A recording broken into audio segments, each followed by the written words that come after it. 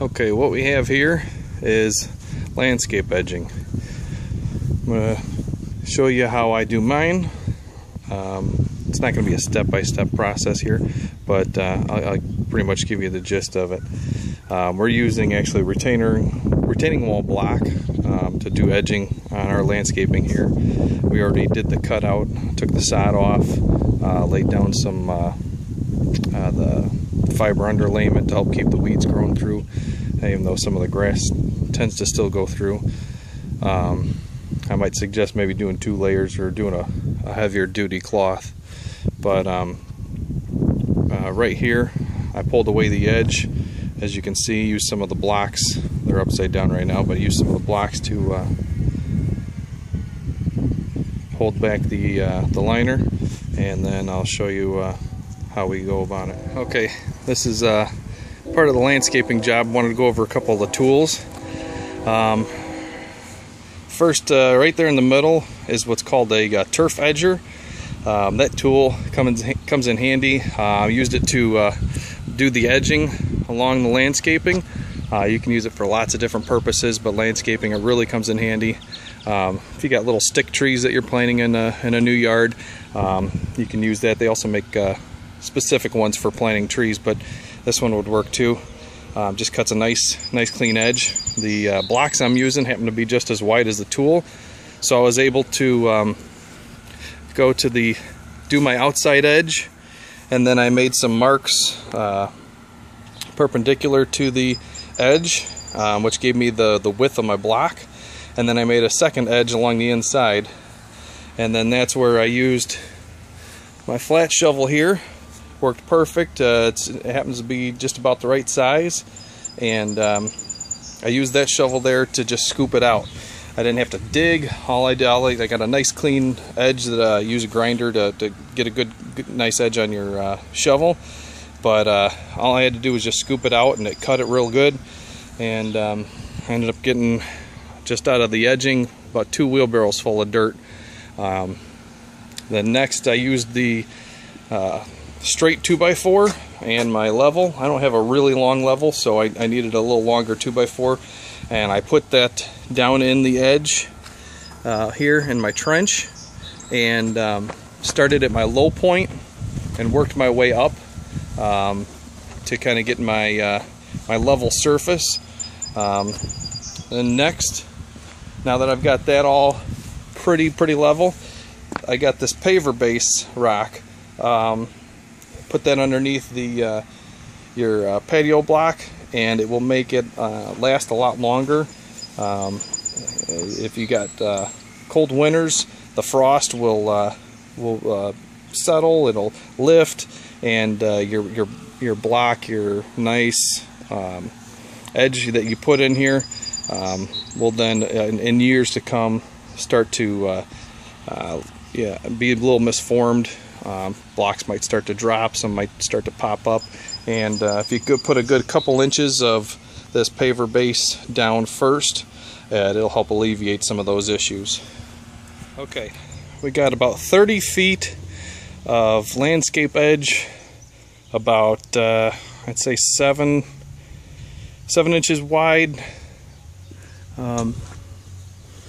It took 6 bags. They're half a cubic foot each bag to fill in the entire trench. So you can see here, filled it in, and then I leveled it off with my 2x4 and stamped it, and then checked the level again. Okay, now we're putting down the first layer of block here. It's pretty level, but I'm still probably gonna not stamp it with the stamper. I don't want to break the block, but any blocks that might be leaning a little towards the front or towards the back, you kind of want to level them out a little bit. I did pull down the landscaping edging here so that it'll go underneath the block. It'll help hold it down so the wind won't blow it up. As you can see, it's really windy right through here on a regular basis. For the straight shots that aren't curved, what I used is I didn't have any like kite string or anything, but I've got just 2 screwdrivers, and a chalk line. And so I'll use that to go right across. It's kind of hard to see in here, but there you go. Right across the front, so I have a decent straight line to where I'm going to, all the way down to the edge of my porch here. There we go. Also, I wanted to mention, I use a hose here that is connected to my sump pump. So when my sump pump runs, it waters my bushes and stuff. Something I haven't done yet, but I need to dig a little trench, or I'll find out if I got enough room along the edge of the where the block goes, right over there. I'm going to bring that in through, and then I put it underneath the wood chips here, and it waters this river birch here, who likes lots of water.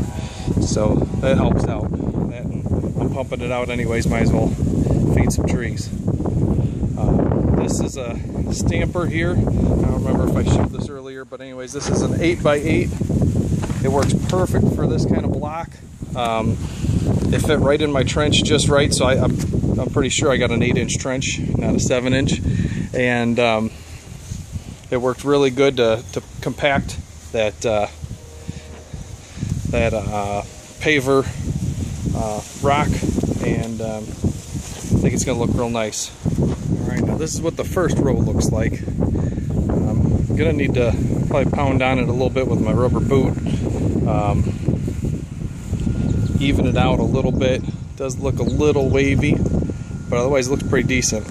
One problem that I found that you may run into also, well, actually it was kind of nice. It took 33 exact blocks to get from one end to the other, and I've got about 1.5 inches space there. I'm okay with that. Problem is, when I do the top layer, I'm not planning on doing a top cap on this. I'm going to have half a block on each end over there by the sidewalk and by here, and I really don't want that. So what I'm going to do is I'm going to split 2 blocks, and I'm going to put the halves at each end, and then I'm going to just slide these over in place a little bit, so they're kind of, where one's right there, it's going to have to just go halfway through once I put the half block in on the end. That way my top row will all be solid blocks. None of them will be split, and none of them will be cut. They'll all be the same. It'll look nice and even. And it took exactly 33 for this, and pretty happy with it. Okay, now this is the finished project here. 2 layers of retaining wall block. After you stamp down the tamp down the gravel underneath it, make sure it's all level. You put your first layer. I ended up redoing the first layer because 33 blocks exactly, all the way around. So I cut one in half. Put the you can see down here, I put the half down there, and then the half on the other side over there. That way you don't see it on the top. And in order to cut it, you got to have a specific saw blade. It's for cutting brick or concrete or anything like that. So make sure you got the right saw blade. And I cut, there's the other half one down there. Use that to cut it, and on the curve here, right towards the middle there, they started to get a little off center. And so this one here in particular, I had to cut just about a ½ inch off, just so that, because the top layer scoots back a little bit, so you lose a little bit of length. And I cut that one and another one over here, just so that they fit right and they stay center.